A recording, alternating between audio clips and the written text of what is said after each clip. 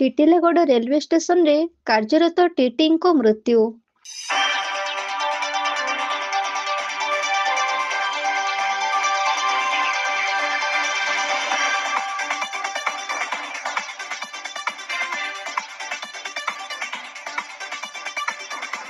ବଲାଙ୍ଗୀର ଜିଲ୍ଲା ଟିଟିଲାଗଡ଼ ରେଲୱେ ଷ୍ଟେସନରେ ଦେଖିବାକୁ ମିଳିଛି ଏକ ଅଭାବନୀୟ ଘଟଣା। ନିର୍ଦ୍ଧାରିତ ସମୟ ଅନୁସାରେ ବନ୍ଦେ ଭାରତ ଏକ୍ସପ୍ରେସ ରାୟପୁରରୁ ବିଶାଖାପାଟଣା ଅଭିମୁଖେ ଯାଉଥିଲା।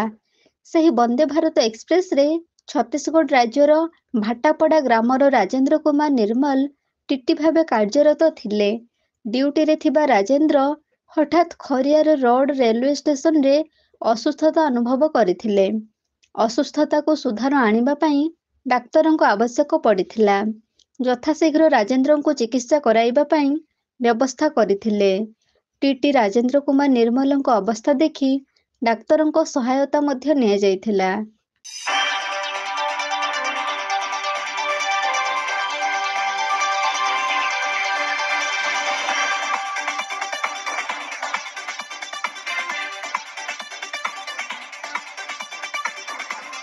କିଏ ଜାଣିଥିଲା ମୃତ୍ୟୁ କେତେବେଳେ କାହା ପାଇଁ ଛପି ରହିଥାଏ।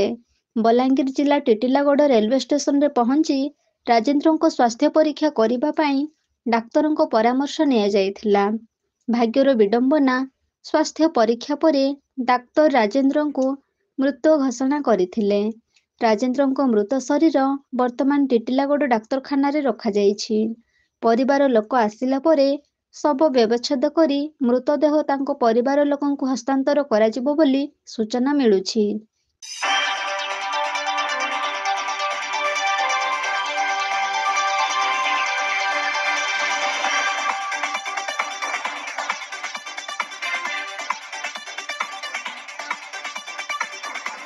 ବଲାଙ୍ଗୀରରୁ ସନ୍ତୋଷ କୁମାର ପଟ୍ଟନାୟକଙ୍କ ରିପୋର୍ଟ, এবি ନ୍ୟୁଜ୍।